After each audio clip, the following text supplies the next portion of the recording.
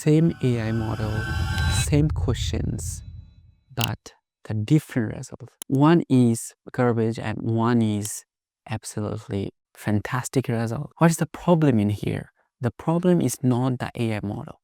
The problem is your prompt, how you communicate and how you question to the LLMs. So today I'm going to explore how could we get the best result from any LLMs.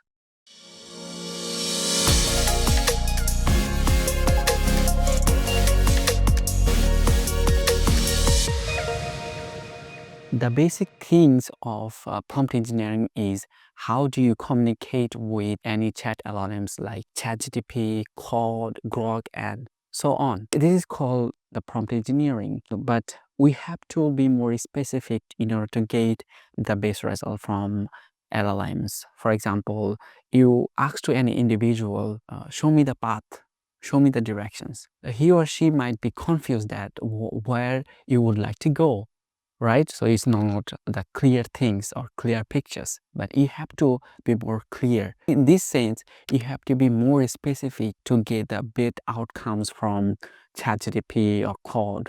So here it comes to prompt engineering. So there is 4 major things to know about prompt engineering. So you could have used these tactics for any kind of LLMs. The 4 pillars of prompt engineering is rule and identity, context, specific, output controls. Let me explain what are the 4 pillars. Rules and identity. You set a rules like you are a senior developer or you are marketing B2B manager for 10 years of experience. So you set the rules, what is the responsibility. This changes a lot because you set the rules and you get the outcomes according to the experience you mentioned. The next is context. You have to put the context, what kind of situation you are in. For example, you write email, so you didn't put situations where to send the email, like you are sending the email to your boss. It might be a casual tone or it might be your professional tone. So you have to see in the context, what the context you are putting in.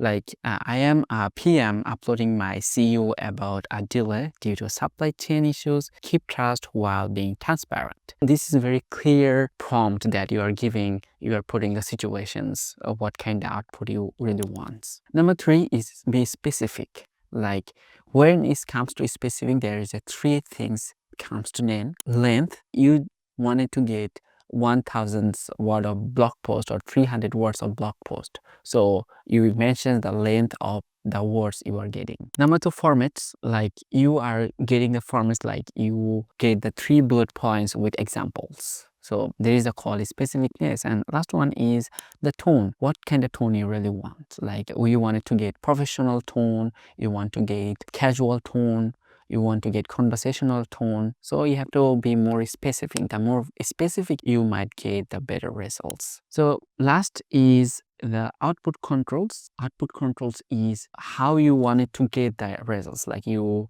wanted to get the tables, you want to get the list. There is the 4 basic pillars of getting the better results from any other LLMs. So right now, let's go through a little bit of advanced technique. So the first one is called few shot prompting. Few shot prompt is basically you show some of the examples. You put the attached a lot of resources, PDFs or these kind of things. Like AI learns pattern. You feed the examples of writing style and it mimics you instantly. So this is exactly few shot prompt. Second one is the chain of thought reasoning.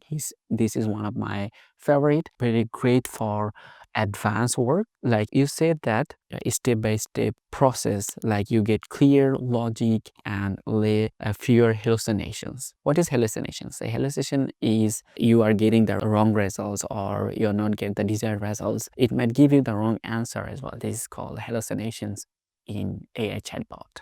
And then constraint power. So constraint power is explain something about exactly 40 words. So there is the constraint that you are more specific, more strong words, and more focus on the getting answer. Last one is irritations. Here is another is irritations in prompting. It is basically put a prompt and review it and put another prompt to get the better results. And it's just like a back and forth. You are conversating with AI and getting the better outcomes by prompting on and on. So just like getting feedback. And last one is perspective. So you might get the things like perspectives is you give a blog post, or if you are giving a data to AI and say that analyze it as a customer, analyze it as a competitor, analyze it as an investor. So you just get the 360 kind of view of any resources. So there is the advanced technique that you can use. Right now, I guess you are advanced more than 90% of people of prompt engineering. Right now, you might forget the things that I mentioned, right? I personally use a framework in order to remember all of things. It is called CLEAR. C stands for context, like who you are, situation, goal, or obstacles. L for length and limits, what counts, budget, audience, scopes, this kind of thing. E for examples and evidence, you put some of the evidence or examples, like show references or examples, this kind of stuff. A stands for audience and angles, like who is for or why it does matter. And last is role and requirements. You defining the AI persona or criteria, how you would like to get the results. These are the basic things that you really know. Right now, you are really master of prompt engineering and you know better than 95% of people. So now question, how could you be the master in prompt engineering? So I didn't give you any proper examples because until you are get practiced, you will never be a master. Put the resources on the descriptions. I don't know why you are watching right now. So if you can go also gazimasud.com/AI. So where is you can get the free resources out there. So a lot of examples you can practice until you get master on it. I think you enjoy these videos and we hopefully see you somewhere. Thank you so much.